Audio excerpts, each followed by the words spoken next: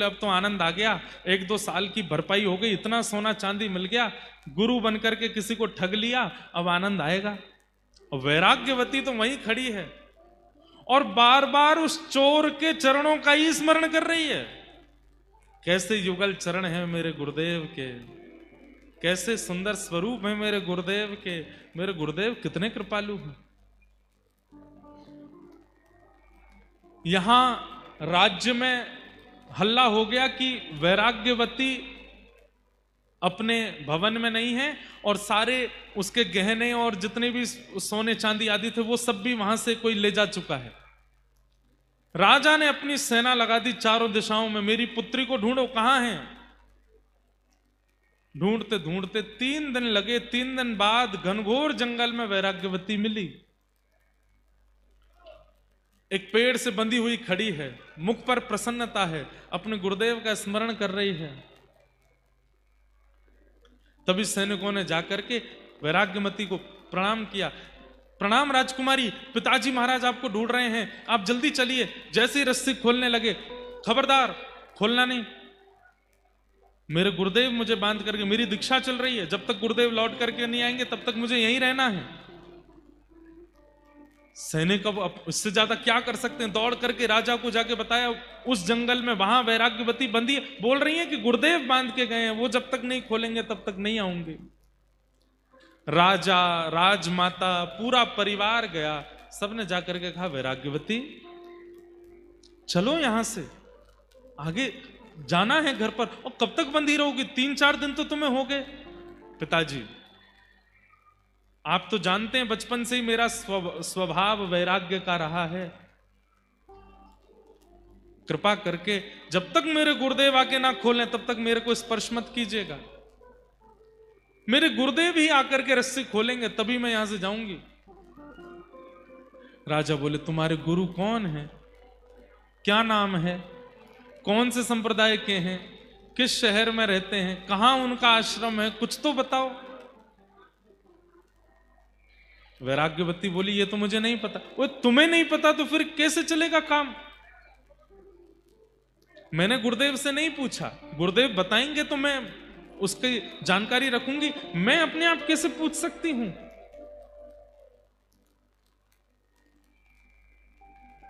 राजा बोले क्या करें, बड़े बड़े आचार्य, बड़े बड़े राजघराने में जो संत महापुरुष थे सबने आकर के वैराग्यवती को समझाने का प्रयास किया।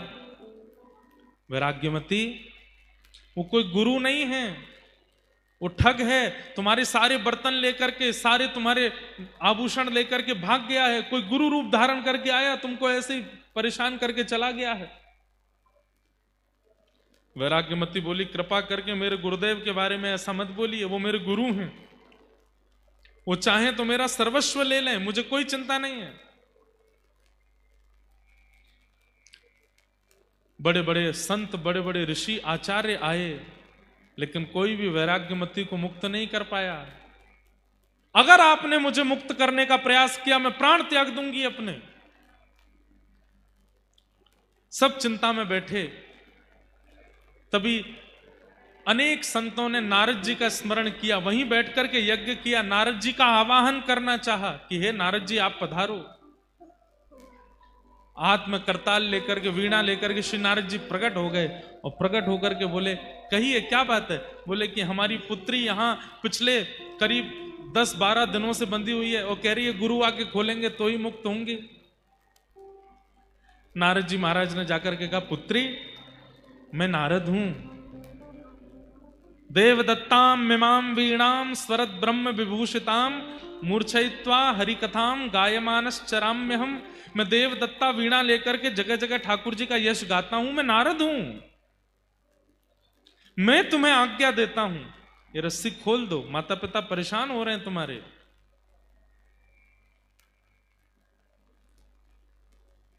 और तुम जिस गुरु के लिए यहां बंधी हुई हो वो गुरु गुरु नहीं है, वो कोई और है, वो केवल तुम्हारा धन हरण करने के लिए आए थे।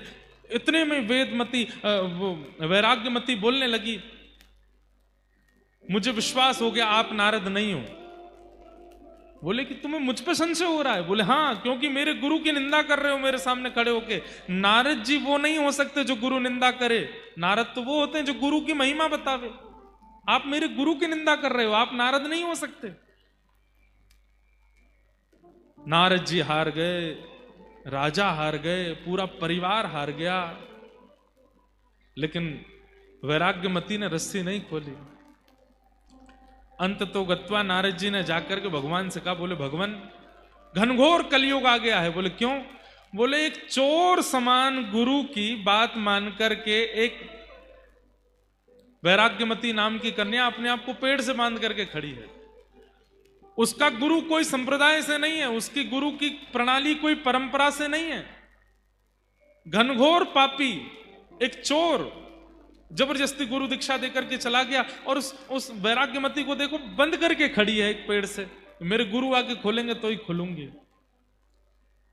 ठाकुर जी बोले हम चलते हैं, हम जाकर के बोलेंगे तो खोलना पड़ेगा। शंख चक्र गदा पद्मधारी श्रीमन नारायण गरुड़ पर विराजमान होकर के आ गए। चारों लोकों से महाराज, चारों ओर से, तीनों लोकों से पुष्प वर्षण होने लगा। ठाकुर जी प्रकट हो गए, वैराग्यमती के नेत्र सजल हो गए, पूरा परिवार धन धन्य हो गया। ठाकुर जी प्रकट हो गए, ठाकुर जी प्रकट हो गए। ठाकुर जी ने प्रकट होकर के वैराग्यमती को देखा, बोले हम तुम्हारी निष्ठा पे बहुत प्रसन्न हैं। ऐसी गुरु निष्ठा, ऐसी गुरु निष्ठा कि तुमने इतने इतने महीनों से अपने आप को पेड़ से बांध करके रखा है। हम तुम्हारी निष्ठा से बड़े प्रसन्न हैं। अब हम आज्ञा करते हैं, तुम ये रस्सी खोल दो।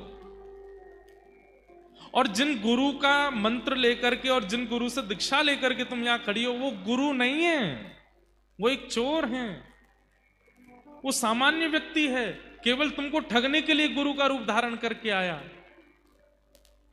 वैराग्यमती के नेत्र सजल हो गए, ठाकुर जी के चरणों में वहीं से सिर झुका करके प्रणाम करती हुई बोली कि नाथ, पिता ने आकर के रोका, कुल गुरु ने आकर के रोका, नारद जी ने आकर के रोका, सबने एक ही बात कही कि मेरे गुरु चोर हैं, मेरे गुरु गुरु नहीं है, मेरे गुरु ठग हैं। सबने गलत गलत शब्द कहे, पर मैं मानती रही कि मेरे गुरु ही परम सत्य हैं। और आज तो इस बात पर प्रमाण हो गया कि मेरे गुरु सर्वोपरि है। भगवान बोले मैं निंदा कर रहा हूं तो भी तुम मान रही हो सर्वोपरि। वैराग्यमती कहती है, जिन गुरु के जीवन में आते ही कुल गुरु के पास मुझे नहीं जाना पड़ा, वो यहां आ गए, नारद जी यहां आ गए, और अंततो गत्वा ठाकुर जी यहां आ गए। वो गुरु नकली कैसे हो सकते? जिन गुरु की दीक्षा प्रदान करते ही ठाकुर जी को मेरे सामने आना पड़ गया। अरे लोग हजार हजार वर्ष तक तप करते रह जाते हैं, आप उनकी तरफ देखते तक नहीं हो। यहां पर 11 दिन मुझे बंधे हुए पेड़ से, और मेरे गुरु बांध करके चले गए और बोल करके गए जब तक मैं ना आऊं तब तक खोलना नहीं। अगर मैंने पहले ही खोल दिया होता तो आज आपके दर्शन होते, नारद जी के दर्शन होते, इतने युग पुरुषों के दर्शन होते। ये मेरी गुरु की वाणी और ये मेरे गुरु की कृपा है। भगवान बोले जय हो, चलो अब हम आज्ञा कर रहे हैं, खोल दो। बोले ना, जब तक गुरु जी नहीं खोलेंगे तब तक नहीं आऊंगी। भगवान ने नारद जी को बोला, हे नारद क्या करो, हनुमान जी को बुलाओ। हनुमान जी आए। हनुमान जी के प्रकट होते ही वैराग्यमती बोली, अब तो और विश्वास हो गया कि मेरे गुरु जी, देखो हनुमान जी भी आ गए। अरे हमने इनको अपने काम से बुलाया। बोले किसी भी काम से बुलाया, दर्शन तो मुझे हो रहे हैं ना। अरे हनुमान जी बड़ी दिक्कत आ गई है, तुम एक काम करो। हनुमान जी बोले क्या करना है? इसके गुरु जी खोज के लाओ। हनुमान जी गए, वैराग्यमती अपने गुरु का परिचय दो। बोले परिचय कुछ नहीं पता, बस इतना पता वो मेरे गुरु हैं। कहाँ रहते हैं, क्या नाम है, क्या है, कुछ नहीं। अरे 10 मिनट पहले दीक्षा हुई, 10 मिनट बाद गुरुजी बांध के चले गए, मुझे कुछ नहीं पता उनके बारे में। और देखो इतनी कम जानकारी होते हुए भी कैसी गुरु कृपा हुई मेरे ऊपर। भगवान से हनुमान जी बोले क्या करना है भगवान, ये तो बावली है गुरु के पीछे। हनुमान जी इसके गुरु को खोजना है, और वास्तविक में वो सिद्धियों से ही पता चलेगा इसके गुरु कहां हैं। तो आप अपनी अष्ट सिद्धियों को प्रकट करके थोड़ा विचार कीजिए, ढूंढिए कि इसके गुरु कहाँ हैं। हनुमान जी ने अपनी नवनिधि अष्ट सिद्धियों को प्रकट किया और अपने मंत्र शक्ति से ढूंढा, तो ढूंढते अरे राम राम राम राम, क्या हुआ? बोले पास के राज्य में एक नगर सेठ है, उसके यहां पर चोरी कर रहे हैं इसके गुरुजी। बोले वही हैं इसके गुरुजी, लेके आओ। बोले चोर गुरुजी हैं? बोले हाँ।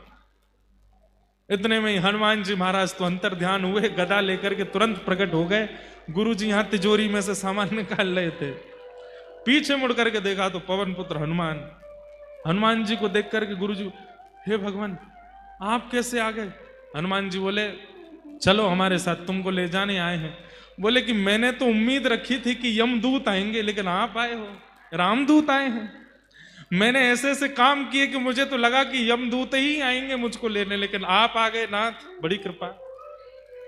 हनुमान जी लेकर के पहुंचे, जैसे ही प्रकट हुए हनुमान जी गुरु जी को लेकर के, आहा शंख चक्र गदा पद्म धारण करके गरुण जी पर भगवान बैठे हैं, नारद जी बैठे हैं, बड़े बड़े देवता बैठे हैं और सारा राजवंश खड़ा है और एक पेड़ से बंधी हुई वैराग्यमती खड़ी है। सबका दर्शन किया पहले तो चोर गुरु जी ने, सब क्रोध में देख रहे हैं उनको। बारे चोर, गुरु बनकर के ऐसी दीक्षा देकर के गया, जैसे ही वैराग्यमती को देखा, अब चोर बोलता है तू अभी तक बंधी है यहीं पे? वैराग्यमती बोली गुरुदेव आप आज्ञा करके गए थे कि जब तक आप नहीं खोलोगे तब तक मैं यहीं बंधी रहूंगी। भगवान ने कहा सबसे पहले तो इसको मुक्त करो। जा करके जैसे ही रस्सी खोली, वैराग्यमती ने चरणों में प्रणाम किया, भगवान गुरुदेव आपकी कैसी कृपा, 10 मिनट आपने मुझे दीक्षा प्रदान किया, रस्सी से बांध करके गए, आपकी कृपा से श्री हनुमान जी का दर्शन, नारद जी का दर्शन, पिता महाराज का दर्शन, गुरुदेव का दर्शन, ठाकुर जी का दर्शन हो गया। गुरुदेव आपको वंदन करती हूँ, प्रणाम करती हूँ। भगवान ने हनुमान जी की ओर देखा, नारद जी की ओर देखा, सब साधन मुझे प्राप्त करने के एक तरफ हनुमान जी देख लीजिए, और गुरु निष्ठा एक तरफ, ये गुरु निष्ठा है। तो हमारी प्रार्थना, ये बात हमने क्यों कही, गुरु को गुरुत्व मत सिखाओ, उनको रहने दो वो जैसे हैं। आप अपने शिष्यत्व में निष्ठा ले आओ। अगर गुरु अपनी पदवी से कभी गिर भी गए होंगे तो आपका शिष्यत्व उनको उठा लेगा, उनको पुनः विराजमान कर देगा। आजकल ऐसा ही होता है, हमारे भारत में कई जगह पर ऐसे ही गुरु प्रकट हो गए हैं। हर कोई दद्दा जी के जैसा स्वरूप का नहीं है, हर कोई श्रीमद वल्लभाचार्य जी जैसा नहीं है, श्री हितरवंश महाप्रभु जैसा नहीं है, हर कोई रैदास जी जैसा नहीं है। गली गली में गुरु फिरे, हमसे दीक्षा ले, स्वर्ग जाओ चाहे नरक में, हमें तो बस लिफाफा दो, ऐसे गुरु हैं। पर हमारी आपसे प्रार्थना, पहली बात, सीधे गुरु मत बनाइए, कुछ दिन वाणी का संग कीजिए, वचनामृत सुनो। और आप पूछेंगे कि वाणी में क्या सुने, वाणी से अनुभव कीजिए कि आपके चित्त के संशयों का समाधान होता है कि नहीं। और दूसरी विशेष बात, इनकी वाणी सुनकर के मुझे भगवत साक्षात्कार की अनुभूति होती है कि नहीं। ठाकुर जी के प्रति अगर सामीप्य बढ़ रहा है, गलत मार्ग त्यागने की चित्त में इच्छा हो रही है, अपने जीवन को सुधारने का मन बन रहा है, अगर किसी की वाणी सुन करके, किसी का दर्शन करके, किसी के संग रह करके अपने दोषों को दूर करने की चित्त में इच्छा प्रकट हो रही है, तो समझो वो गुरु, और तब उनसे दीक्षा ग्रहण करो। लेकिन गलती हो गई, जल्दीबाजी में दीक्षा ले लिए, अब बाद में पता चला कि गुरु जी तो ऐसे ही हैं, तब क्या करें। तो ये बात मन में लानी ही नहीं है कि गुरु जी ऐसे ही हैं। हमारे गुरु जी जैसे भी हैं सर्वोपरि। आप अपनी निष्ठा प्रगाढ़ कर लो। अगर गुरु अपनी गुरु स्थिति से गिर भी गया होगा, ठाकुर जी उसको संभाल लेंगे आपके शिष्यत्व से।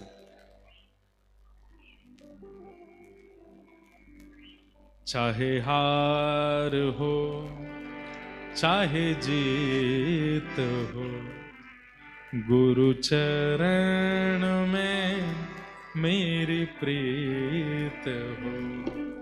चाहे हार हो चाहे जीत। आजकल ऐसा भी होता है, अगर शिष्य जीत रहा है तो उसको लगता है मेरे गुरुजी बलवान है, मेरे गुरुजी आनंददायी है, मेरे गुरुजी बढ़िया हैं, क्योंकि मेरा सब बढ़िया चल रहा है, कमाई भी हो रही है, घर भी बन रहा है, सब कुछ बहुत बढ़िया चल रहा है, इसका मतलब मेरे गुरु की बड़ी कृपा है। नहीं, चाहे जैसी परिस्थिति आ जाए, आप अपने गुरु के प्रति निष्ठा का त्याग मत करो।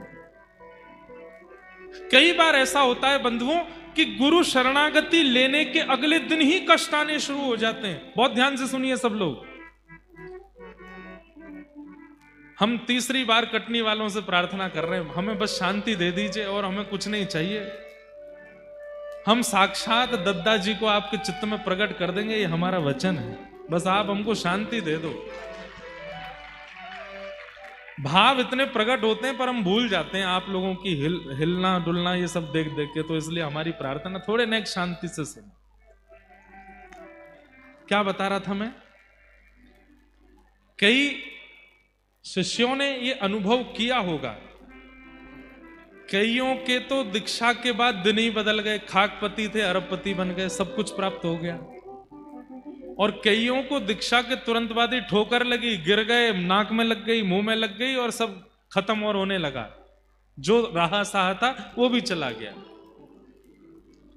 दोनों स्थिति का क्या भाव है गुरु प्रणाली में, गुरु कृपा में, दोनों स्थिति का क्या भाव है? ध्यान से सुनो। अगर गुरु शरणागति प्राप्त करते ही सब छूटने लगे, सब खत्म मात्र सा होने लगे, तो इसका अर्थ है हम आप सब लोग अनेक जन्मों तक पृथ्वी पर अपने पूर्व जन्मों के या इस जन्म के कर्मों को भोगने आते हैं। ये सबको पता है, ये प्रारब्ध कर्म हम भोग रहे हैं। हमने ऐसा ही कुछ पूर्व में किया है जिसका फल हमको इस जन्म में मिल रहा है। इस जन्म में भी हम कुछ ना कुछ कर देंगे तो अगले जन्म में भी भोगना पड़ेगा। गुरु की कृपा कैसी होती है कि गुरु शरणागति प्राप्त होते ही, गुरु के मन का नहीं पता उन्होंने क्या विचार किया, अगर वो किसी पर बहुत कृपा कर देते हैं तो एक बार में सोच लेते हैं, लाला मन में विचार कर लेते हैं कि भाई अभी इसके 6-7 जन्म और बचे हैं, इसको 6-7 जन्मों तक अपने पूर्व के किए हुए कृत्यों को भोगना पड़ेगा। ठाकुर जी से प्रार्थना कर देते हैं, नाथ 6-7 जन्मों तक इसको नहीं बुलाइए, इसी जन्म में सब खत्म करवाइए। अगले दिन से ही कष्ट प्रारंभ होते हैं। 7 जन्मों तक जो प्राप्त होने वाला है वो एक ही जन्म में आ जाता है। सब धीरे धीरे भोग भोग करके वो बस उस समय धैर्य ना छोड़े, अपने चित्त के धैर्य को डगमगाने ना दे, बस भोग जो भी आ रहा है सामने, गुरु गोविंद दोनों को प्रणाम करके सबको सह ले। गुरु की अति कृपा होती है, तब व्यक्ति के जीवन के सारे कष्ट एक समय पर ही आ जाते हैं और सबको भोग करके वो निवृत्त हो जाता है। जीवन में आने वाले कष्ट से व्यक्ति जब भागता है, जीवन में आने वाले कष्ट के निवारण के लिए दुनिया भर के प्रयास जब व्यक्ति करता है तो वो कष्ट रुक जाते हैं और फिर प्रतीक्षा करते हैं, कोई नहीं आज रोक दो, 5 साल बाद फिर आएंगे। इसलिए उनको एक बार में ही स्वीकार कर लीजिए, गुरु गोविंद को प्रणाम करके सबको भोग लीजिए। 7 जन्मों में प्राप्त होने वाला कष्ट अगर गुरु कृपा और गुरु भाव में आपकी निष्ठा होगी, 7 दिन में व्यतीत हो जाएगा, 7 दिन में नष्ट हो जाएगा, निवृत्ति हो जाएगी। इसलिए उसके बाद गुरु पर संशय मत करो। हमने गुरु दीक्षा लिया, हमने गुरु शरणागति ली, हमने गुरुदेव को प्रणाम किया, हमारे तो जीवन में बड़े कष्ट आ गए उसके बाद। वो कष्ट नहीं, वो अनेक जन्मार्जित जो आपके भोग हैं वो सब एक साथ आए हैं और गुरु ने कृपा करके कहा एक बार में इस सबको नष्ट निवृत्त कर लो। चाहे हार हो चाहे जीत हो, गुरु चरण में मेरी प्रीत हो। चाहे हार हो चाहे जीत हो, गुरु चरण में मेरी प्रीत हो। टूटी कश्ती मेरी टूटी हुई, कश्ती टूटी हुई कश्ती मेरी टूटी हुई कश्ती तेरे भरोसे है पड़ी, तेरे भरोसे है पड़ी। गुरुवर मेरे मन मीत हो, गुरु चरण में मेरी प्रीत हो। चाहे हार हो चाहे जीत हो, गुरु चरण में मेरी प्रीत हो। और सबसे बड़ी बात, अपने गुरु को जब भी देखो मन में यही बात लाओ, क्या? दुनिया ये जाने क्या भला, दुनिया ये जाने क्या भला, दुनिया ये जाने क्या भला, दुनिया ये जाने क्या भला। तेरे रूप में मुझे क्या मिला, तेरे रूप में मुझे क्या मिला। प्रकृति का तुम एक गीत हो, प्रकृति का तुम एक गीत हो। गुरु चरण में मेरी प्रीत हो, गुरु चरण में मेरी प्रीत। आज अनेक अनुयायी श्री दद्दा जी के सबके भाव हैं, सबके चित्त के भाव ही हम व्यासपीठ से कह रहे हैं। ऐसे गुरु पाकर के आप सब धन्य हो गए हैं, या फिर आपके जो भी गुरु हैं, हमारी प्रार्थना उनके प्रति पूर्ण निष्ठा रखो और फिर निष्ठा का अनुभव आप लोग करेंगे। कष्ट आएंगे जीवन में, संकट आएंगे जीवन में, लेकिन गुरु निष्ठा एक ऐसी दवाई है, कष्ट और संकट जीवन में आएंगे पर अनुभव आपको नहीं होगा, पता नहीं चलेगा कब चले गए, हवा के झोंके की तरह। गुरु कृपा सब काम करती है। एक भाव में गाया करता हूं कथा में, आप सब भी गाओ मेरे साथ। एफ लो। तेरी शरण में आके मैं धन्य हो गया, तेरी शरण अभी अभी एक कथा हमको याद आई है। आपके पास में ही जबलपुर है। हमारे वृंदावन के ठाकुरों के नाम तो सुने हैं आपने, गोविंद देव, गोपीनाथ, मदन मोहन, राधा रमण, राधा वल्लभ, जुगल किशोर, बांके बिहारी, 7 ठाकुर हैं हमारे व्रज में। उन 7 ठाकुरों में एक बड़े प्रसिद्ध ठाकुर हैं हमारे वृंदावन के, श्री राधा वल्लभ लाल। बोलो श्री राधा वल्लभ लाल की। उन्हें प्रकट करने वाले, विराजमान करने वाले श्री हितरवंश महाप्रभु, और उन हितरवंश महाप्रभु को गुरु रूप में स्वीकार करने वाले इसी रेवा खंड के श्री दामोदर दास जी, उनको सेवक जी कहते हैं हमारे वृंदावन में। इतना अद्भुत चरित्र है। गुरु शरीर से भगवत धाम जाने के बाद अगर कहीं प्रकट हुए दोबारा, तो वो इसी रेवा खंड में प्रकट हुए श्री हितरवंश महाप्रभु। यहीं नर्मदा जी के तट पर प्रकट हुए श्री हितरवंश महाप्रभु। शरीर से जा चुके हैं, लेकिन अपनी गुरु निष्ठा, गुरु की ऐसी निष्ठा, शिष्य की निष्ठा पर गुरु प्रकट हो गए। वो प्रसंग भी हम सुनेंगे आज या तो कल, जब अवसर मिलेगा सुनेंगे। अभी भाव से गाओ। तेरी शरण में आके मैं धन्य हो गया। एक ताल बजा के गाओ, सर्दी नहीं लगेगी।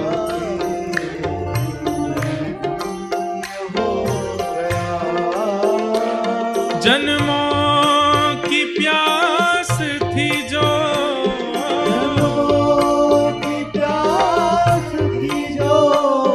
जन्मों की प्यास थी जो,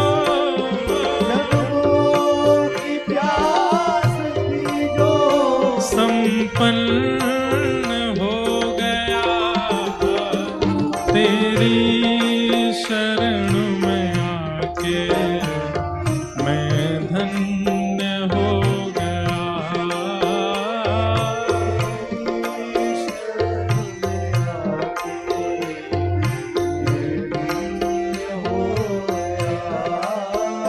हो कितने मिले अमीर यहाँ, कितने गरीब हो।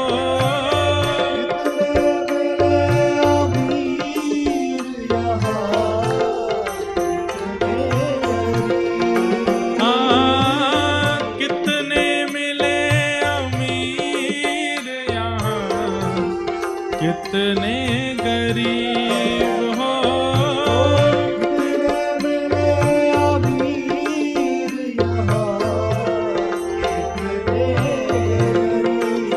ओ पर आप मिल गए तो, पर आप मिल गए तो, ओ पर आप मिल गए तो, पर आप मिल गए तो धनवान हो गया।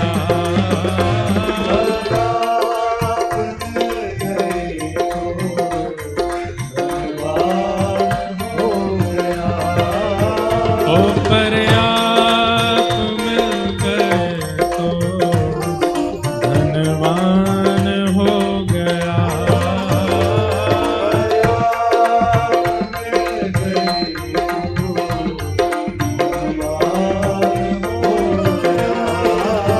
ओ जन्मों की प्यास थी जो,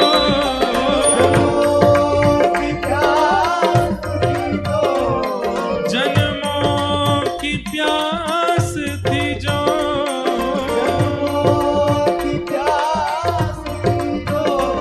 संपन्न हो गया। तेरी शरण में आके मैं धन्य हो गया।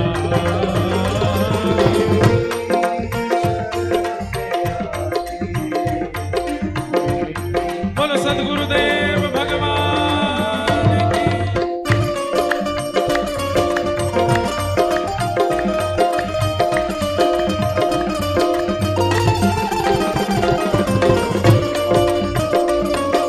श्री राधा रमण लाल की।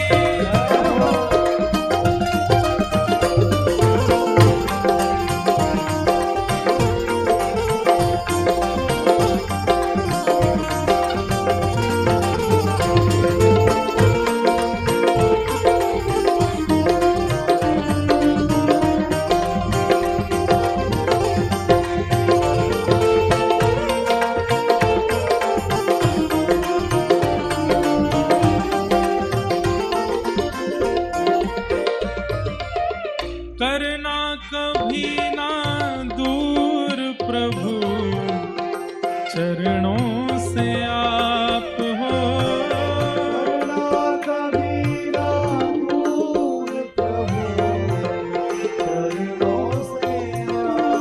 हाँ, करना कभी ना दूर प्रभु, चरणों से आप हो।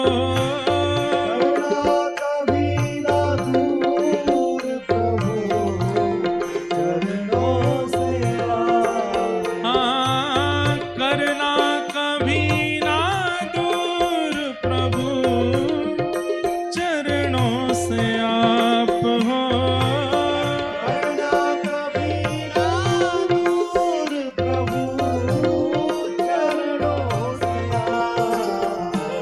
चरणों के ही सहारे, चरणों के ही सहारे, चरणों के ही सहारे, चरणों के ही सहारे भव पार हो गया।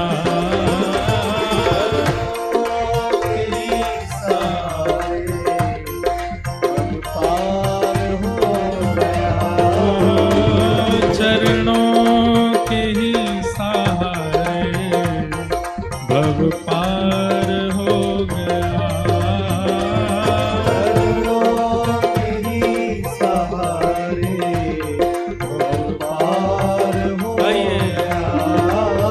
ओ तेरी शरण में आके मैं धन्य हो गया,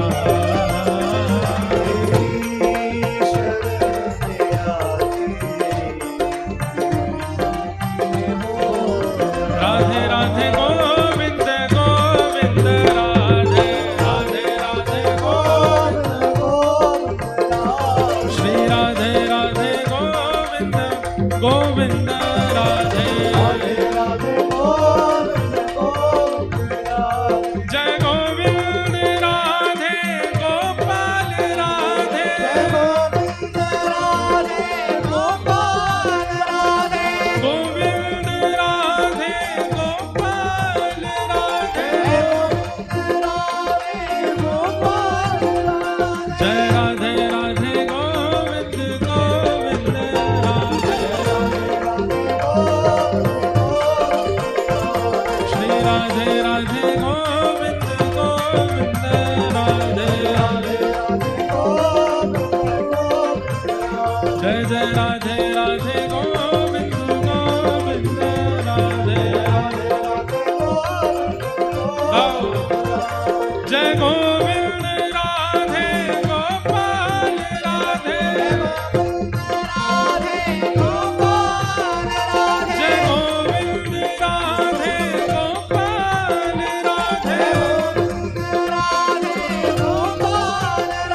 जय राधे राधे गोविंद गोविंद राधे, श्री राधे राधे गोविंद गोविंद राधे, जय गोविंद राधे गोपाल राधे, जय गोविंद राधे गोपाल राधे।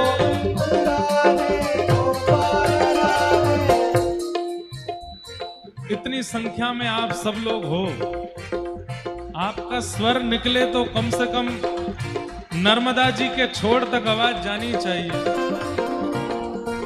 इतने लोग अगर लड़ाई करेंगे ना तो आवाज जबलपुर तक चली जाएगी। तो कम से कम कीर्तन तो ऐसा हो कि ठाकुर जी के सुंदर रेवा नदी तक स्वर जावे। कटनी में उत्सव मन रहा है, भुजा उठा करके भाव से जय गोविंद राधे गोपाल राधे, जय गोविंद राधे गोपाल राधे, जय गोविंद राधे गोपाल राधे, जय गोविंद राधे गोपाल राधे। हे भजो हाँ भजो, भजो राधे राधे गोविंद गोविंद राधे, श्री राधे राधे गोविंद गोविंद राधे, श्री राधे राधे गोविंद गोविंद राधे, श्री राधे राधे गोविंद गोविंद राधे। देखो, एक बिल्कुल पीतांबरी तितली आई है मंच पर,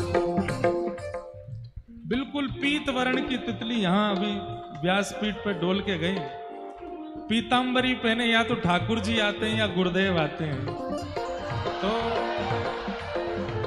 भले ही सचल रूप से दद्दा जी आना तो चाह रहे होंगे कि उत्सव चल रहा है हम आवे, लेकिन अगर वो सचल रूप से यहाँ आ गए तो यहाँ अव्यवस्था हो जाएगी। इसलिए सचल रूप से ना आकर के पीतांबरी पहन के एक देखो एक एक को देख के जा रहे हैं।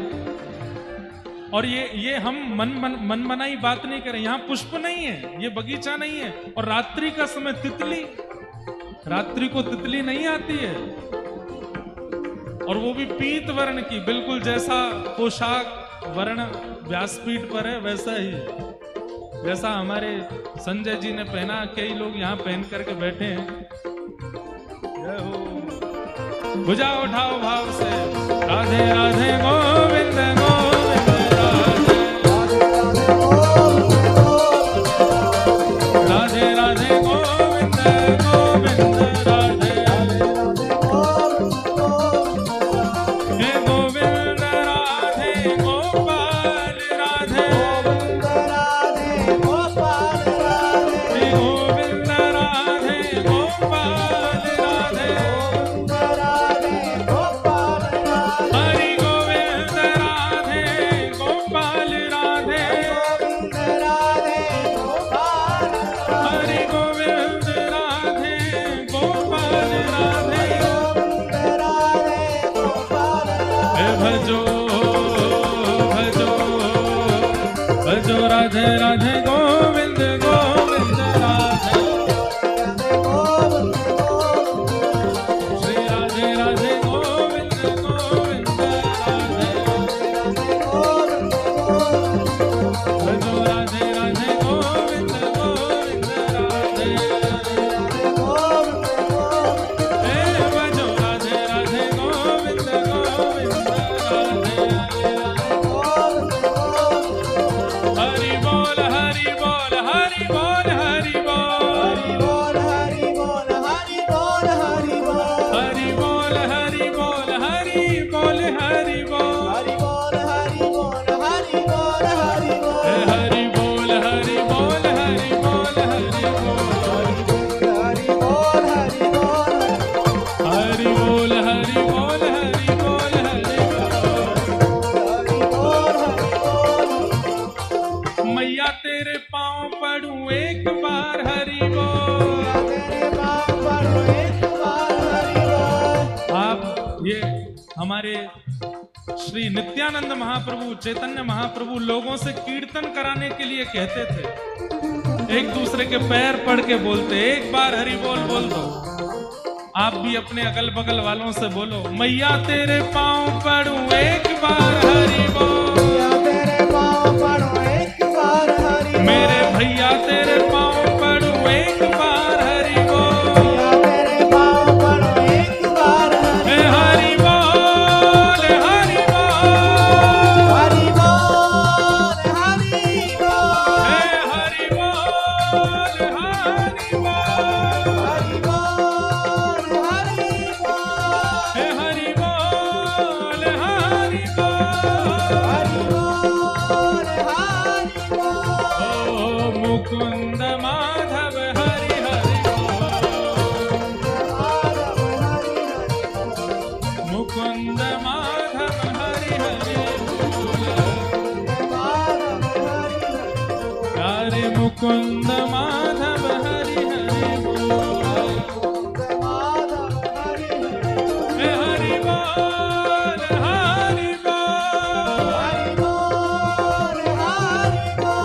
हे हरि बोल हरि बोल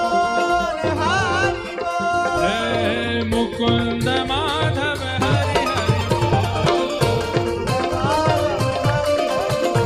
हे मुकुंद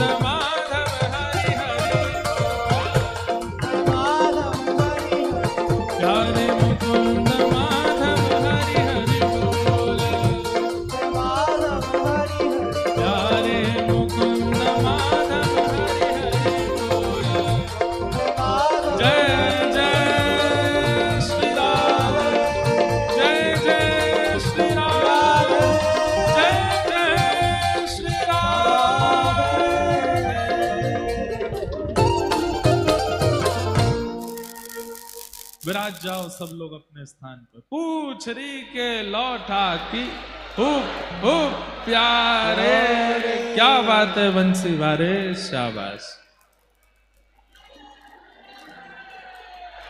तेरी शरण में आके मैं धन्य हो गया,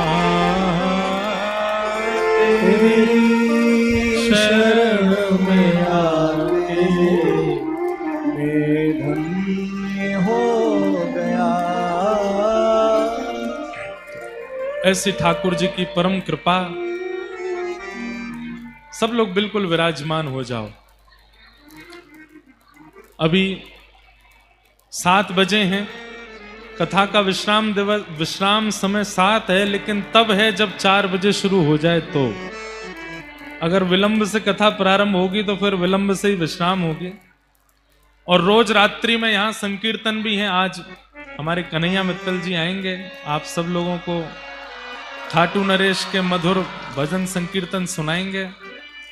रोज यहाँ पर सुबह के सत्र में पार्थिव शिवलिंगों का निर्माण, सुबह भी कोई ना कोई सत्र में आचार्य चरणों की वाणी, संध्या के समय हम आपका थोड़ा समय लेंगे और रात्रि में संकीर्तन होगा। बिल्कुल सावधानी से सब लोग विराजिए।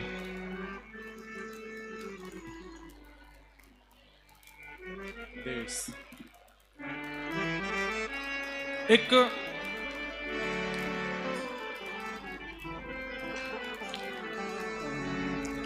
आप ही के रेवा खंड में जबलपुर के पास में एक स्थान है। मैं वहां पिछली बार जब जबलपुर आया था तो दर्शन भी करने गया था। स्थान का नाम गड़ा है और वहां श्री सेवक जी महाराज का स्थान है।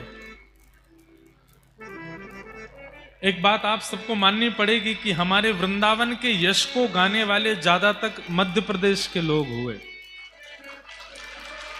आज पूरा विश्व वृंदावन जाता है। वृंदावन की रस भक्ति से सब लोग आनंदित होते हैं।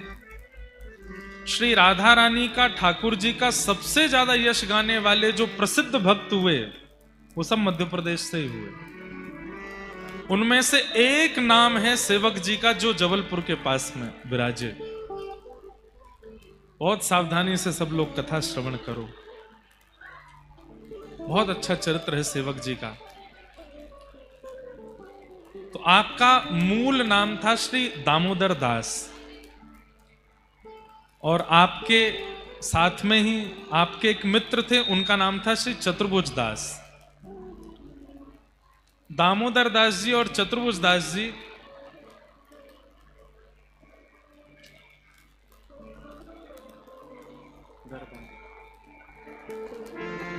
ये 2 परम मित्र थे। एक बात हमारी बहुत ध्यान से सुनिएगा। मित्र वही जो हरि सो मिलावे, मित्र वो नहीं जो व्यसन करावे, मित्र वो नहीं जो आपको आनंद करावे, मित्र वो नहीं जो आपको खिलावे पिलावे, मित्र वो नहीं जो आपको धन देवे, मित्र वही जो हरि सो मिलावे, पत्नी वही जो हरि सो मिलावे, पुत्र वही जो हरि सो मिलावे, संबंध श्रेष्ठ वही जो हरि सो मिलावे। कोई भी संबंध उठा लीजिए, पत्नी का हो, पुत्र का हो, मित्र का हो, भाई का हो, गुरु का हो, किसी भी प्रकार का संबंध है, वो श्रेष्ठ तभी मानो कि उसके पास जाकर के हरि चर्चा होती है। तो मित्र वही जो हरि सो मिलावे, मित्र वही जो वृंदावन बसावे, मित्र वही जो जग जंजाल छुड़ावे, वो मित्र अच्छा है। आजकल मित्र उनको बनाते हैं, हमारे युवा लोग, युवा भाई बहन उनको ये मित्र बनाते हैं जो व्यसनी है। हम कथा करने जाते हैं तो कई सारे युवा आते हैं और कथा सुनने वाले युवाओं की एक पीड़ा है, सुनने वाले युवाओं की, ना सुनने वालों की नहीं। कथा सुनने वाले युवाओं की एक पीड़ा है और वो पीड़ा ये है कि महाराज जी, कथा सुनते सुनते हमने समय से सोना शुरू कर दिया, समय से उठना शुरू कर दिया, व्यभिचार करना बंद कर दिया, उल्टा सीधा खाना पीना बंद कर दिया। हमने अपना आचरण सुधार दिया, लेकिन इससे एक क्षति हो गई। मैंने कहा क्या? हमारे मित्र बहुत कम हो गए। मैंने कहा क्यों? बोले ऐसा कह करके मजाक उड़ाते हैं कि ये तो 10 बजे सो जाता है। 10 बजे सोने वाले व्यक्ति के मित्र नहीं है, सुबह 5 बजे उठ जाने वाले के मित्र नहीं होते, प्याज लहसुन के बिना भोजन खाने वाले को मित्र छोड़ देते हैं, व्यसन ना करने वाले को मित्र छोड़ देते हैं। आजकल के व्यसनी जीव ऐसे लोगों को अपने जीवन में रहने नहीं देते। अरे मित्रता की बात तो बहुत दूर की है, विवाह संबंध भी आजकल ऐसे ही बन रहे हैं। देखने के लिए जब परिवार जाता है तो ये कह के जाएंगे कोई व्यसन तो नहीं करता, खाता पीता तो नहीं लड़का? नहीं, कुछ खाते पीते नहीं है। फिर जब लड़का फाइनल हो जाता है तो लड़का लड़की की जब बात होती है तो फिर होती है कि तुम पीती हो कि नहीं। लड़की अगर कहते हाँ तो फिर पक्की है, कुंडली नहीं दिखवा रहे, दोनों क्या कर ले, दोनों पिएंगे। फिर आजकल व्यसनी होने से संबंध बन रहे हैं। एक समय व्यसनी ना होने से आपकी पूछ थी, और आज अगर आप व्यसनी नहीं हो तो आपकी पूछ नहीं है। और ये भगवान की बहुत बड़ी कृपा है। आप व्यसन छोड़ते हैं और व्यसनी आपको छोड़ देते हैं। अपने आप सफाई हो रही है आसपास, क्या दिक्कत है? तो आजकल के युवाओं के ये बहुत प्रश्न होते हैं, महाराज जी हमारे मित्रों ने हमको छोड़ दिया क्योंकि हम जल्दी उठ जाते हैं, क्योंकि हम झूठ नहीं बोलते, क्योंकि हम देर रात्रि तक पार्टी नहीं करते, क्योंकि हम गलत नहीं खाते, क्योंकि हम कथा सुनते हैं, क्योंकि हम सेवा करते हैं।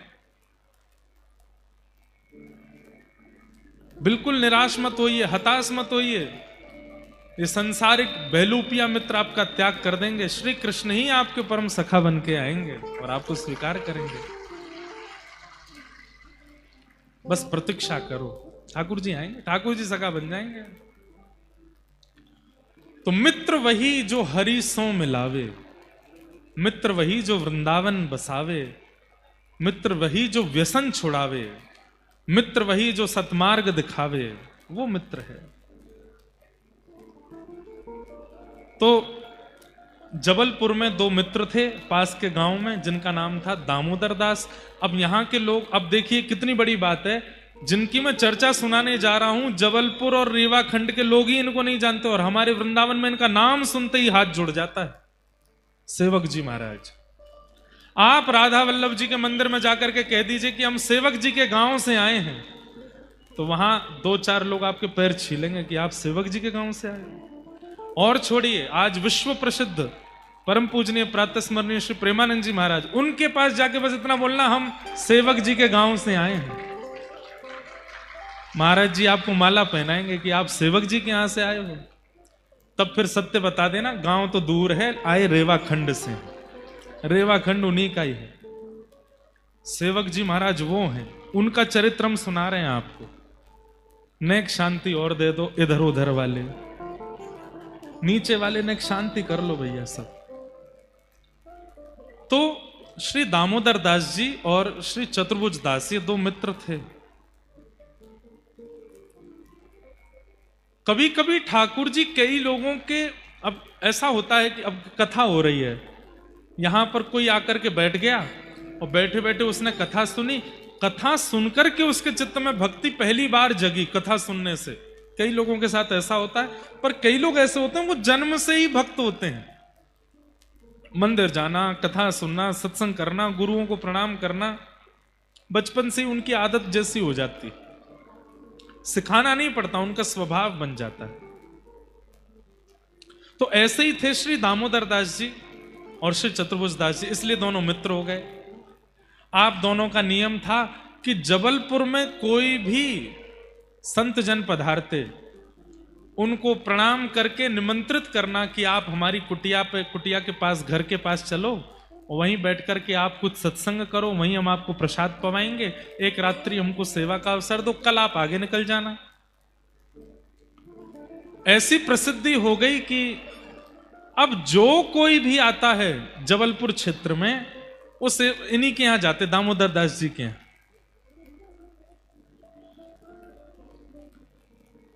एक बार वृंदावन से कुछ महापुरुषों का आगमन हुआ।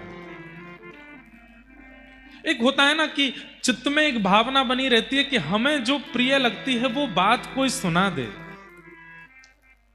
तो सेवक जी श्री दामोदर दास जी सबकी बात सुनकर के यही सोचते थे कि ये ठाकुर जी के प्रेम स्वभाव की कोई बात बतावें, ठाकुर जी के नित्य विहार की कोई बात बतावें, श्री प्रिया जी की कोई बात बतावें।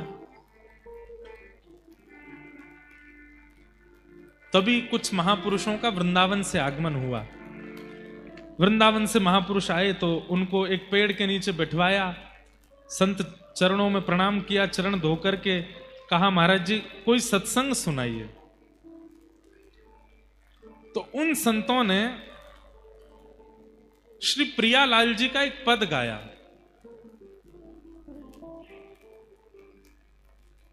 बसो मोरे नैनन में दो चंद, बसो मोरे नैनन में दो चंद, बसो मोरे नैनन में दो चंद, बसो मोरे नैनन में दो चंद। श्री हितरवंश महाप्रभु कहते हैं ठाकुर जी ने हमको दो आंखें क्यों दी?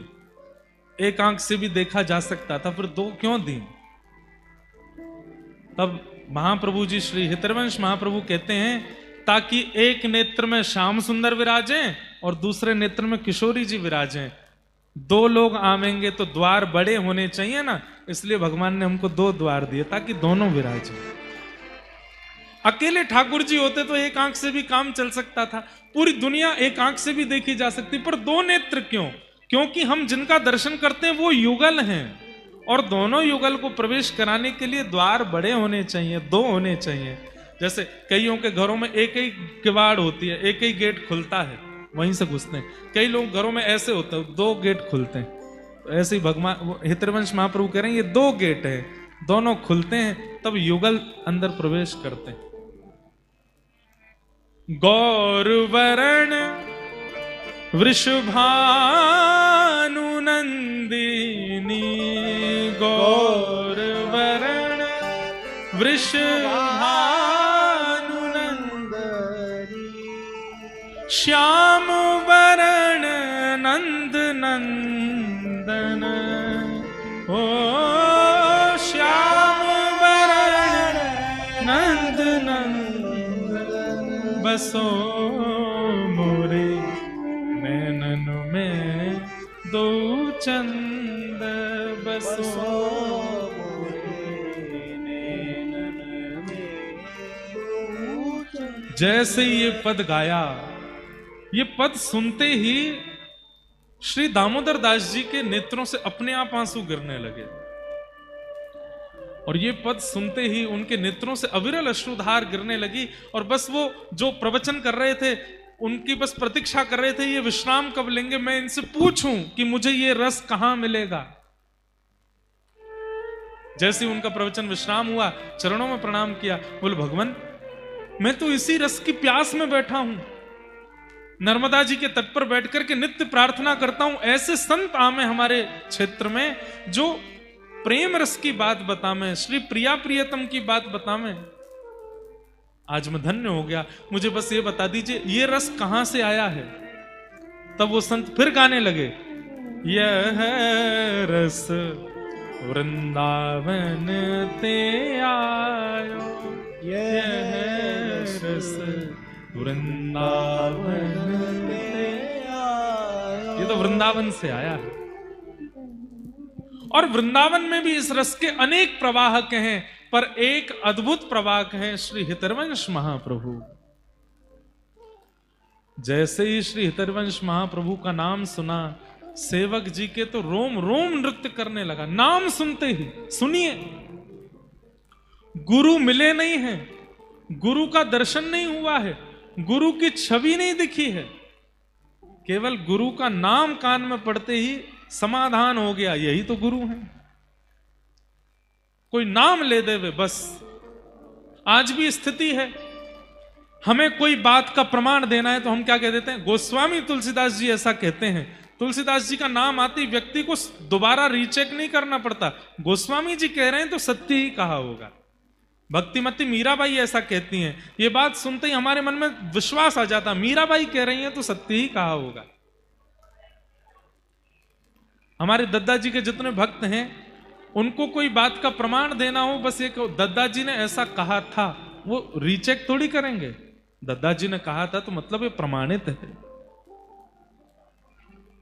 इसे गुरुनिष्ठा कहते हैं कि आपकी आचार्य के प्रति दूसरी भावना नहीं, एक बार जो शब्द निकला, जो बात कही, वो प्रमाणित है।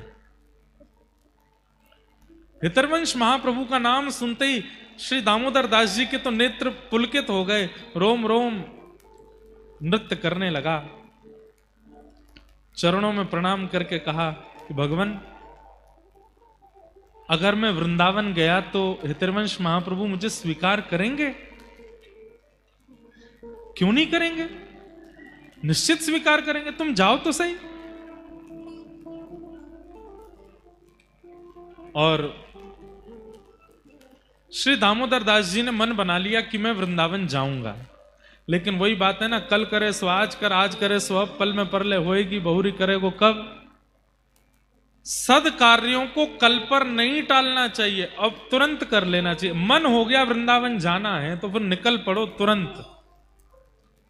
ये मत विचार कीजिए अगले महीना कोई तिथि निकालेंगे, अगले हफ्ता कोई तिथि निकालेंगे। क्यों? हमारे यहां शास्त्रों में एक बात कही गई है, बहुत ध्यान से सुनिएगा। धाम जाने की इच्छा हो, गुरु दर्शन की इच्छा हो, कथा श्रवण की इच्छा हो, और या फिर धाम से कोई प्रसाद आपके घर लेकर के आ जाए, उनको स्वीकार करने में पल भर का भी प्रतीक्षा नहीं करने, तुरंत करो। क्यों? क्योंकि अगर आपने परसों पर, तरसों पर, कल पर टाला, प्राणों का कोई भरोसा नहीं, रात में निकल गए तो फिर क्या करो। इसलिए हमारा नियम ऐसा है, कोई जगन्नाथपुरी से प्रसाद लावे, कोई द्वारिका से प्रसाद लावे, कोई कह दे कि महाराज जी वहां से प्रसाद लाए, तो 100 काम कर रहे हो, 1000 काम कर रहे हो, कथा भी कर रहे हो, और कोई आके कहे जगन्नाथ जी का प्रसाद है, तो हम मंच पर बुलाते हैं, आओ पहले प्रसाद का एक तिनका ले लेंगे, फिर कथा आगे बढ़ाएंगे। क्यों? हमने उसको कह दिया मैंने रखे रहो, थोड़ी देर बाद पाते हैं, और प्राण निकल गए तो नहीं पा पाए तो। बस यही एक चूक हो गई। दामोदर दास जी ने मन में विचार किया, मैं कल निकलूंगा वृंदावन के लिए, और अगले दिन ही आपके जो सखा थे चतुर्भुज दास जी, उनके घर में कोई ऐसी घटना या ऐसी कोई योजना बनी कि 3 महीने तक जबलपुर से बाहर नहीं जा सकते। तो उन्होंने ऐसा संकेत समझा कि ठाकुर जी आज्ञा कर रहे हैं कि 3 महीना अभी वृंदावन मत आओ, तभी यह घटना घटी है। और 3 महीने तक वो वृंदावन नहीं गए। 2-2.5 महीने ही निकले थे, तभी उन्हीं संत का दोबारा जबलपुर आगमन हुआ। दामोदर दास जी दौड़ करके गए, बोले भगवान भगवान बड़ी कृपा, आप पधारे। वो जिनका आपने नाम लिया था ना, हितरवंश महाप्रभु, मैंने उनको देखा नहीं, मैं वृंदावन जा ही नहीं पाया। 3 महीने की ऐसी कोई योजना है, अभी मैं नहीं जा सकता हूं वृंदावन, पर मुझे उनमें बड़ी निष्ठा है, उनकी कोई बात सुनाइए ना, बस कुछ ही दिन रह गए, फिर मैं वृंदावन जाऊंगा, उनसे दीक्षा ले लूंगा। ये सुनते ही वो महात्मा भावुक हो गए और बोले भैया अब तो देर हो गई। हितरवंश महाप्रभु जी अब अपने शरीर से दर्शन नहीं दे रहे हैं, वो प्रस्थान कर चुके।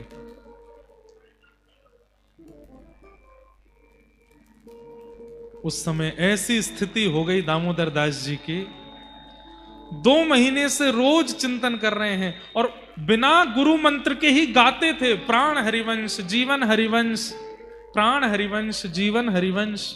अब मैं जाऊंगा और श्री हितरवंश महाप्रभु से दीक्षा लूंगा, वो मुझ पर कृपा करेंगे, फिर वो रस मुझे भी मिलेगा जो सबको मिला है। लेकिन जैसे ही पता चला कि महाप्रभु जी अब शरीर से नहीं विराज रहे, नर्मदा जी की ओर दौड़ने लगे, प्राण त्यागने की भावना से, बस कि अब मैं प्राण त्याग दूंगा, ये क्या अनर्थ हो गया मेरे साथ। अरे मैंने कल पर क्यों टाला, उसी समय वृंदावन चला गया होता तो कल क्या होगा ये मुझे पता नहीं चलता, लेकिन कम से कम जाके मेरी दीक्षा तो होती, मुझे गुरु तो प्राप्त हो जाते।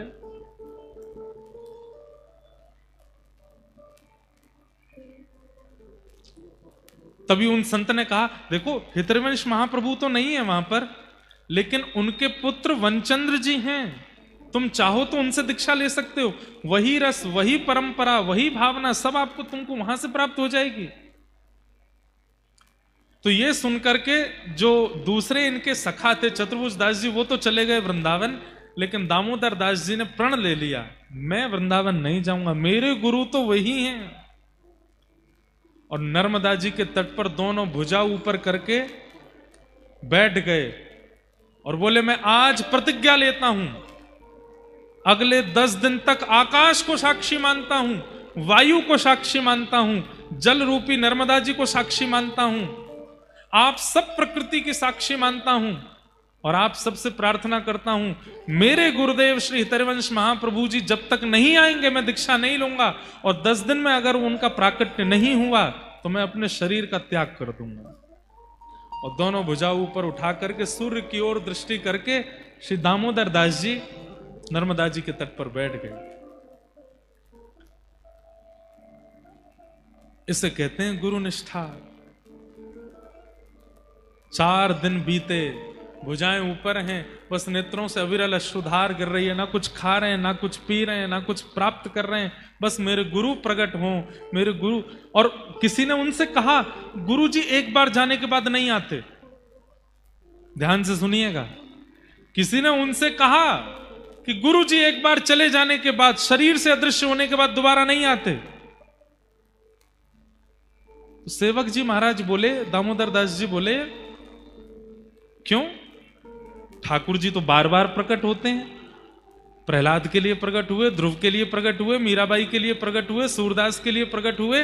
भगवान जब इतनी बार प्रकट हो सकते हैं तो मैं जिन गुरु को भगवान के समान मानता हूं वो दोबारा प्रकट क्यों नहीं हो सकते? वो भी प्रकट होंगे। और यदि वो प्रकट नहीं हो सकते तो फिर शास्त्रों में गुरु साक्षात परब्रह्म क्यों लिखा है?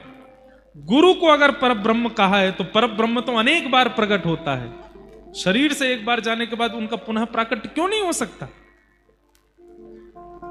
और मुझे मत समझाइए, मैं अपने गुरु को परब्रह्म मानता हूं, और परब्रह्म एक बार नहीं आता, अनेक बार आता है अपने शिष्यों के लिए, और मेरे गुरु आएंगे। और पुनः भुजा उठा करके फिर से तप में बैठ गए, अन्न जल सब छोड़ दिया, पूरी प्रकृति को साक्षी बना दिया कि आप लेकर के आओ मेरे गुरु को।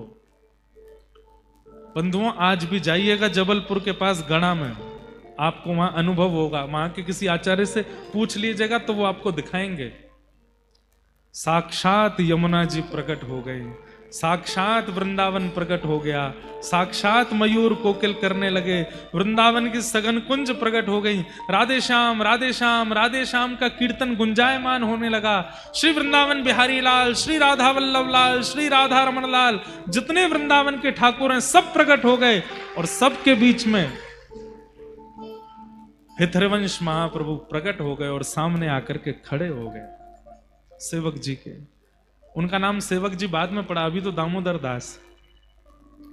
और प्रकट होकर के हृदय से लगा लिया, तुम्हारी भक्ति से मैं बहुत प्रसन्न हूं, तुम्हारी निष्ठा से मैं बहुत प्रसन्न हूं। और संपूर्ण दीक्षा प्रदान की, मंत्र प्रदान किया, तिलक प्रदान किया, और हित चतुरासी जी, जिनका पाठ हित संप्रदाय में होता है, वो चतुरासी जी प्रदान की, और कहा अब तुम्हारी दीक्षा हो गई, अब तुम प्रेम से विराजो। कलिकाल में ऐसा पहली बार हुआ कि एक शिष्य ने अपने शिष्यत्व से, देह से चले गए गुरुदेव को पुनः प्रकट कर दिया, और प्रकट करके उनसे दीक्षा ले ली, और दीक्षा देने के बाद हितरवंश महाप्रभु फिर प्रस्थान कर गए। आज भी गड़ा में जहां प्रकट हुए महाप्रभु जी, वहां पे आज भी यमुना जी हैं, ऐसा बताते हैं, यहां यमुना जी हैं। वहीं सारे वन आदि वन्य प्रदेश वृंदावन जैसा सब कुछ, वहां पर ठाकुर जी का स्वरूप भी विराजमान है, सब कुछ है। और उन्हीं ने नामकरण कर दिया कि आज से तुम्हारा नाम सेवक, अब तुम सेवक हो। तब सेवक जी ने हितरिवंश महाप्रभु का वर्णन किया, उसी को सेवक वाणी कहते हैं। आज भी हित संप्रदाय में हित चतुरासी जी और सेवक वाणी जी दोनों का एक साथ पाठ होता है राधा वल्लभी परंपरा में। तो ये यश वृंदावन पहुंच गया और वृंदावन में सबको पता चला कि हितरिवंश महाप्रभु अदृश्य होने के बाद फिर प्रकट हो गए जबलपुर के पास में। किसके लिए प्रकट हुए? बोले दामोदर दास जी के लिए हुए और उनका नाम सेवक जी रखा। तो हितरिवंश महाप्रभु जी के पुत्र श्री वनचंद्र जी ने पत्र लिख करके भेजा और कहा कि हे सेवक जी आप वृंदावन पधारो, और जिस दिन आप पधारोगे मैं राधा वल्लभ लाल जी की तिजोरी के, राधा वल्लभ लाल जी के गहनों को वृंदावन वासियों के लिए लौटाऊंगा। जिस दिन आप आओगे आप पधारो। सेवक जी ने मन में विचार किया, मेरे जाने से अगर ठाकुर जी के रत्न जवाहरात लौटाने पड़ेंगे तो मैं नहीं जाऊंगा। कितने महीनों तक गए नहीं उसके बाद वृंदावन, क्योंकि अब चित्त में वृंदावन प्रकट हो गया है। देह वृंदावन में नहीं है पर चित्त में वृंदावन प्रकट हो चुका है। पर कुछ दिन बाद इच्छा हुई कि राधा वल्लभ जी का दर्शन तो करूं, तो रूप बदल करके गए। ऐसा रूप बना के गए कि वृंदावन में किसी को पता ना चले कि सेवक जी आ गए। वृंदावन पहुंचे, जैसे ही वृंदावन पहुंचे कोई नहीं पहचान पाया इनको। सामान्य सा रूप बना करके, चंदन आदि पूरे मुख पे लगा करके, केश आदि मुड़ा करके और बिल्कुल सामान्य से रूप धारणा करके वृंदावन में प्रवेश कर गए। कोई नहीं पहचान पाया कि सेवक जी आ गए। जैसे ही राधा वल्लभ जी के मंदिर में पहुंचे तो राधा वल्लभ जी खड़े हैं ऐसे, और हितरिवंश महाप्रभु के पुत्र वनचंद्र जी राधा वल्लभ जी का श्रृंगार कर रहे थे। और तभी राधा वल्लभ जी के नेत्र जो अचल हैं, जो एक ही तरफ देखते रहते हैं, वो मटकने लगे ऐसे, इधर उधर ठाकुर जी अपने नेत्र मटकाने लगे। जैसे ही नेत्र मटके तो वनचंद्र से सावधान, जय जय कहा भयो, आप अपने नेत्र क्यों मटका रहे हो? तो सामने दर्शनार्थी खड़े थे, ठाकुर जी इशारा करें, बोले कौन? तब धीमे से स्वर निकला राधा वल्लभ जी का, सेवक जी आए हैं। पीछे मुड़ करके देखा, सेवक जी आए हैं, हमारे सेवक जी आए हैं, हमारे हितरिवंश महाप्रभु को पुनः प्रकट करने वाले सेवक जी आए, कहां हैं? सब एक दूसरे का मुंह देखने लगे। तभी संकोच में सबसे पीछे खड़े थे, हाथ जोड़ करके सब ने दंडवत प्रणाम किया, सेवक जी को जय जयकार करने लगे, सेवक जी महाराज की जय, सेवक जी महाराज की जय। नेत्र सजल हो गए। जाकर के पूछा वनचंद्र जी से, हे वनचंद्र जी आपने मुझे तो कभी देखा नहीं, आपको कैसे पता कि मैं आया? बोले भैया गुरु ठाकुर का परिचय देता है, पर आज पहली बार ठाकुर गुरु जी का परिचय दे रहे थे। ठाकुर जी कह रहे थे, वो खड़े पीछे, राधा वल्लभ जी नेत्र मटका मटका के बता रहे थे कि सेवक जी आए हैं, इससे हमें पता चला कि आप आए। बोले भगवान मैं तो केवल इस संकोच में था कि आपने कहा था कि आप राधा वल्लभ जी का रत्न लुटाओगे, मेरे आने से रत्न नहीं लुटाने चाहिए, इसलिए मैं संकोच कर रहा था। बोले नहीं, मैं ठाकुर जी के प्रसादी रत्न लुटाऊंगा, ताकि आप इतने बड़े भक्त हमारे वृंदावन में आए तो उनका यश तो हो। तो फिर ठाकुर जी के प्रसादी रत्न लुटाए नए बनवा करके, और उसके कुछ ही दिन बाद सेवक जी को लगा कि हमारा यश बहुत ज्यादा हो रहा है, आप दिव्य स्वरूप का त्याग करके और ठाकुर जी की अंतरंग लीला में फिर प्रविष्ट हो गए। बोलो सेवक जी महाराज की। ऐसे हुए श्री दामोदर दास जी, जिन्होंने अपने अदृश्य शरीर से गुरु को पुनः प्रकट कर दिया, प्रकट करके दीक्षा ले ली, और दीक्षा लेकर के अपना कल्याण उद्धार, जीवन उद्धार किया। ऐसे श्री दामोदर दास जी, श्री सेवक जी महाराज आपके ही इस क्षेत्र के हैं, इसलिए आप सबको उनके भाव से हम प्रणाम करते हैं कि जहां वृंदावन के अलावा पुनः वृंदावन अगर प्रकट हुआ तो वो रेवा खंड में हुआ, नर्मदा जी के तट पर हुआ। ऐसे आप सब लोग कटनी निवासी, और यहाँ तो इसको रेवा खंड भी यहीं से प्रारंभ है, बुंदेलखंड भी यहीं से प्रारंभ है, और भी कल हमको बता रहे थे। हाँ, विंध्याचल भी यहीं से प्रारंभ है। कोई छोड़े नहीं, कटनी वालों ने सब पकड़ रखे हैं, सबका मूल स्रोत पकड़ के बैठे हैं।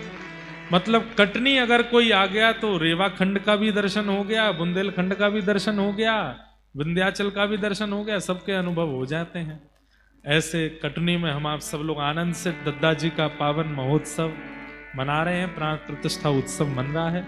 आज प्रथम दिन गुरु कृपा और गुरु चर्चा के ऊपर हमने थोड़ी सी प्रकाश डाला। 2 दिन और, कल और परसों यहाँ पर प्रेम से हम ठाकुर जी के मधुर भक्तों के चरित्र और गुरु कृपा के बारे में श्रवण करेंगे और भक्तों की लीला सुनेंगे। और परसों खूब बढ़िया सुंदर एक उत्सव करेंगे कथा में। सब लोग खूब बढ़िया पीले पीले वस्त्र पहन करके आना, खूब मधुर उत्सव करके और दद्दा जी के पावन इस प्राण प्रतिष्ठा महोत्सव का हम लोग सब आनंद लेंगे।